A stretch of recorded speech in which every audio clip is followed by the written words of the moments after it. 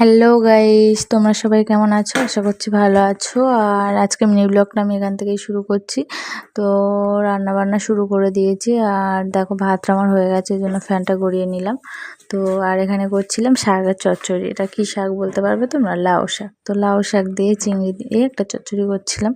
তো দেখো চচ্চড়িটা আমার প্রায় রেডি। আর চচ্চড়িটা লাভিয়েও নিয়েছি।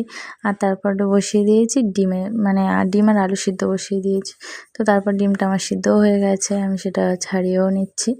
তো আলুটা একটু বাকি ছিল, তো এই জন্য আগে ডিমটা ছাড়িয়ে নিয়ে তারপর আলুটা লাগিয়ে নিয়েছি। আর তারপর চলে এসেছি খাওয়া দাওয়া করতে। আর আমি খাচ্ছিলাম, তারপর মেয়ে তো চচ্চড়ি খাবে না, তো ওকে ডিম দিয়ে ভাত মাখিয়ে দিচ্ছিলাম। আর এখানে খাচ্ছিলাম দই। আমি একটু ঘরে দই পেতেছিলাম, তো সেই দইটাই খেয়ে নিচ্ছিলাম লাস্টে।